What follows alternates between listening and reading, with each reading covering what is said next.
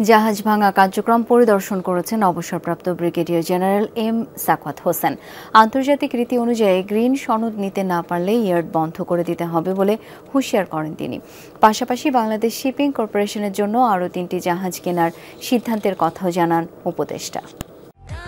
প্রাণ UHT milk, শুদ্ধতায় ও মমতায় সবসময় সেরা স্বাদে। দুপুরে চট্টগ্রামের সীতাকুণ্ডে কেএসআরএম শিপ ব্রেকিং ইয়ার্ডে গিয়ে জাহাজ ভাঙা কার্যক্রম পরিদর্শন করেন নৌ পরিবহন উপদেষ্টা। হংকং কনভেনশন নীতি অনুযায়ী সব শিপ ব্রেকিং ইয়ার্ডের গ্রিন শিপইয়ার্ড সনদ বাধ্যতামূলক। সনদ নিতে না পারলে এই ব্যবসা গুটিয়ে নিতে হবে বলে হুঁশিয়ার করেন উপদেষ্টা। যারা গ্রিন ইয়ার্ড হতে পারবেন না, আনফর্চুনেটলি তাদেরকে এই ব্যবসা থেকে গুটিয়ে নিয়ে যেতে হবে। কাজেই যদিও জুন মাস চলে গেছে, তবুও হয়তো আমরা আইএমও থেকে একটা এক্সটেনশন নিতে পারি, বা সেটাও 3 থেকে 6 মাসের বেশি হবে না। পরিদর্শনকালে ইয়ার্ডের কার্যক্রম এবং গ্রিন হওয়ার ক্ষেত্রে ধাপগুলো সম্পর্কে অবহিত করা হয় উপদেষ্টাকে। যেহেতু আমি জাহাজটা কিনে ফেলি, প্রতিদিনই আমাদের ব্যাংকের ইন্টারেস্ট কাউন্ট হয়ে স্টার্ট।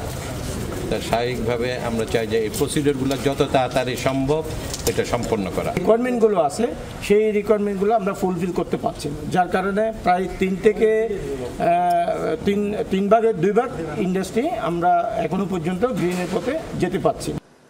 তবে অর্থাভাবে এ দৌড়ে অংশ নিতে পারছে না আরও কম বেশি 20টি ইয়ার্ড।